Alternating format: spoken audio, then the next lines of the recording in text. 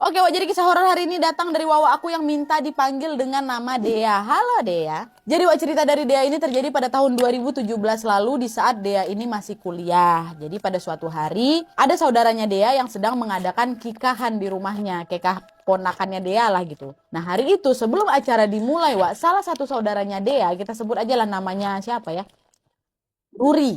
Ruri kali ya. Nah Ruri ini manggil dia, Kak temenin aku balik ke rumahku bentar yuk, aku mau ambil baju, kata Ruri. Dan dia ini memang selalu dipanggil Kak Wak sama keluarganya. Nah udah tuh waktu itu si dia ini bilang, Mbak Ruri bentar lagi acaranya udah mau dimulai. Mbak bukannya udah dibawain baju ya sama adiknya Mbak, pakai itu aja sih. Kalau nggak serah aku ada baju lain loh. Pilih aja tuh mau pakai yang mana. Kata si Dea. Enggak Kak, aku mau pakai baju yang ada di rumahku aja. Temenin lah aku bentar.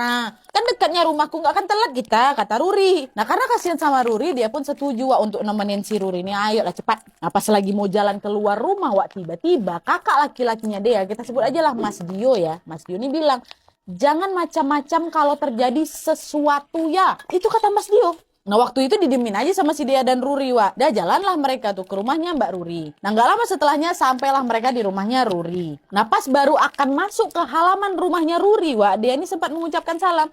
Assalamualaikum. Karena tak kenapa pas sampai depan rumah tuh firasat Dea ini udah nggak enak Wak. Awalnya dia nggak mau ikut masuk nih, tapi akhirnya ya udah terpaksa aja lah karena udah janji untuk nemenin Mbak Riri milih baju kan. Dah lah tuh mereka berdua pun masuklah ke dalam rumah. Pintu rumah dibuka tapi lampu memang nggak dinyalain Wak, karena lampu dari luar tuh udah kayak cukup menerangi bagian dalam rumah lah, ruang tengah tuh. Dan pas masuk ke dalam rumah pun Dea kembali mengucapkan salam. Assalamualaikum. Dan mereka pun langsunglah masuk ke dalam kamarnya Ruri sembari menyalakan lampu kamar. Dan entah kenapa Wak, pas masuk ke dalam kamarnya Mbak Ruri ini, dia tuh mulai kayak merasa merinding. Dan seperti merasa ada sesuatu yang sedang memperhatikan. Gak lama setelah Mbak Ruri milih baju kan, lampu kamar tuh sempat berkedip cepat Wak.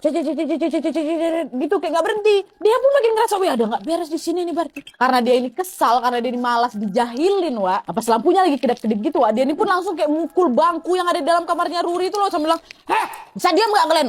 Ganggu aja. Dan tiba-tiba lampu itu pun berhenti berkedip tuh Wak. Dan tiba-tiba saja dia merasa kayak ada panas gitu loh di bagian jidatnya. Dan tanpa dia sangka langsung bercucuran keringat Wak. Ditambah Wak, tiba-tiba dia ini kayak ngerasa badannya gatal. Nah Mbak Ruri yang ngeliat si Dea ini gelisah langsung nanya, Kak kenapa kamu? Kok jidat kakak ada cakaran dan merah? Ada cakarannya Wak. Gak apa-apa Mbak, gak apa-apa. Padahal dalam hatinya Wak, dia ini sadar itu adalah perbuatan sosok yang jahil tadi itu. Sosok yang gak terima dia marah mungkul bangku.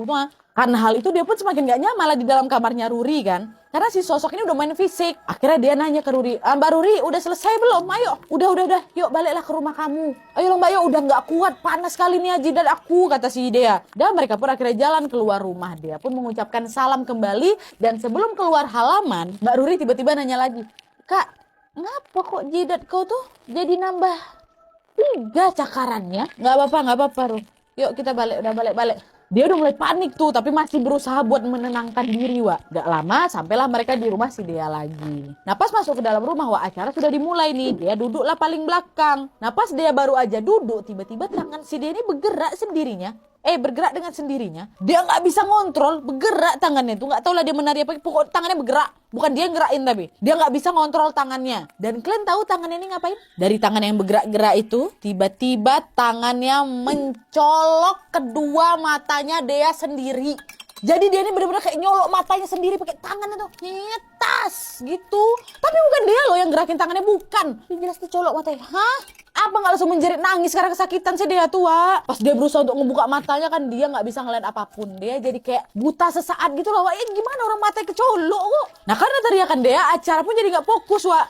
Dia teriak, aku nggak bisa lihat papa, mama, aku nggak bisa lihat, aduh sakit mataku. Orang-orang yang ada di sana pun jadi ikutan panik lah kan. Orang tua dia pun langsung lah itu berusaha nenangin dia. Udah nak, tenang dulu. Kenapa kok bisa jadi kayak gini? Dia pun langsung lah cerita keanehan yang dia alami pas dia masuk ke dalam rumahnya Mbak Ruri. Tadi aku waktu ke rumahnya Mbak Ruri gini-gini. Dia cerita itu semua dalam keadaan matanya masih nggak bisa ngelihat nih ya. Dan setelah dia selesai bercerita, Wak, dia pun langsung lah dibaringkan gitu, ditidurin. Orang tua dia sama Mas Dio, kakak laki-laki itu langsung lah berusaha membuang yang menempel di tubuhnya dia. Waktu itu Mas Dio bilang, Dek, ada nenek-nenek tua yang mendiami rumahnya Mbak Ruri. Bahkan dia sudah ada di sana lama sebelum rumah itu dibangun. Kan aku udah bilang sama kau, jangan macam-macam kalau ada yang aneh. Mas Dio pun coba lah untuk mengeluarkan nenek itu itu dari tubuhnya Dea, Wak. Ya, tapi nggak berhasil. Akhirnya dipanggil itu kan orang pintar kan. Tapi ternyata orang pintar itu pun juga nggak sanggup buat ngeluarin si sosok yang ada di dalam tubuhnya Dea tuh. Akhirnya cari lagi nih orang pintar lain ya kan. Nah sembari mencari orang pintar lain ini, Dea pun dibawalah pergi berobat. Nah di sini ada yang aneh lagi, Wak. Jadi pas Dea sama keluarganya baru jalan mau keluar gang rumah, jalannya tuh kayak macet kali. Saking macetnya nih, Wak, kayak nggak gerak mobil si Dea tuh. Padahal kata Dea seumur hidup jalan keluar gang rumahku tuh nggak pernah macet. Nah dia macet tiba-tiba banyak kali kendaraan di situ. Nah pas lagi kejebak ini Mas Dio langsung bilang, Dea, kau banyak berdoa. Perjalanan kau untuk pergi berobat sedang ditutup, kata Mas Dio ngomong gitu. Dia pun mulai berdoa kan. Dan beberapa saat kemudian jalan pun kembali terbuka, Wak. Dah tuh bisa jalan nih mereka. Tapi keanehan gak berhenti sampai situ aja, Wak. Karena di malam itu dia ini sampai harus ke 3 rumah sakit yang berbeda. 2 rumah sakit pertama tuh nolak keberadaan Dea dengan alasan gak ada dokternya, gak ada ahlinya. Padahal setahu Dea dan keluarganya, Wak, itu rumah sakit tuh ada dokter mata ya, tapi dibilangnya gak ada. Akhirnya dia pun disuruh doa lagi Dea. Nah, pas sampai di rumah sakit ketiga, alhamdulillahnya Dea bisa diobati, Wak. Dah tuh dikasihlah obat nih sama Dea. Dan dia pun diizinkan pulang. Nah sesampainya di rumah dia ini masih nangis sekali karena dia belum bisa melihat, Wak. Tapi anehnya waktu itu dia seperti kayak bisa melihat dengan jelas keadaan yang terjadi gitu, ha. Entah gimana cerita detailnya, yang jelas dia ini bilang kalau dia ini melihat dirinya atau Dea sedang diobatin sama seseorang. Nah dia ini pun juga nggak tahu nih seseorang tuh siapa. Dan gak lama setelah itu dia ngerasa seperti ada yang keluar gitu dari dirinya. Dan dia mengobatin Dea pada saat itu pun memperingatkan Dea untuk tidak menentang apa yang tidak terlihat dan jangan lupa untuk terus berdoa. Akhirnya beberapa saat setelahnya Dea pun sembuh, Wak. Cakaran di jidatnya si Dea ini masih membekas sih sampai 1 minggu memang. Bahkan sampai pas Dea ini masuk kuliah balik. Nah selesai ceritanya Dea? Enggak, belum, masih panjang. Gangguan yang dialami si Dea ini masih terus berlanjut. Nah jadi, Wak, beberapa hari setelah Dea ini sudah mulai masuk kuliah lagi, Dea ini jadi sering melihat sosok tinggi hitam besar berdiri di pintu gerbang rumah Dea loh. Nah di saat melihat sosok besar itu Dea ini memang nggak takut, tapi ini Dea malah jadi penasaran gitu. Akhirnya diceritalah ke mama bapaknya. Tapi pada saat itu bapaknya si Dea bilang, udah jangan bicara aneh-aneh lagi kau. Dan setelah beberapa hari kemudian Dea ini lihat lagi tuh sosok tinggi hitam besar itu. Tapi kali ini bukan di pintu gerbang, Wak. Tapi sosok itu datang di dapur pas dia ini lagi mau ngambil piring buat makan. Nah jadi ceritanya waktu itu si dia ini lagi ngelihat bayangannya si Dea, tapi ada bayangan lain yang mengikutinya dari belakang. Diperhatiin kok makin lama bayangan itu makin besar sampai kayak nutupin dia gitu, Wak. Nah karena kaget kan dia tuh nggak sengaja ngebanting piring yang dipegangnya dan langsung ngeliat nih ke belakang. Waktu dia nengok ke belakang nggak ada apa-apa, nggak ada. Ya memang dia lagi sendirian gitu di dapur. Dia pun langsung lari ke kamar orang tuanya kan, dia bilang, bapak, mama, aku tadi baru lihat sosok hitam tuh datang lagi. Tapi lagi-lagi bapaknya dia nggak percaya, udah salah nengok kau, jangan aneh-aneh. Dia pun jadi mulai kesal kan, dia bilang, mama percaya kan sama kakak kan, dia nggak mungkin nakutin diri dia sendiri, buat apa. Mama dia cuman bingung lah, terdiam aja mama ya. Kayak mana nih anak, macam mana, mama pun nggak lihat tapi kau bilang kayak gitu, kau nggak aku percaya kau anak aku, kayak gitu lah, jadi bingung mama ya. Dan tuh tidak lama setelahnya, mungkin karena permintaan mamanya Dea nih, Wak, ya, akhirnya papanya Dea pun setuju nih untuk memanggilkan orang pintar kembali untuk melihat keadaannya Dea. Nah nama orang pintar itu Pak Slamet, Wak.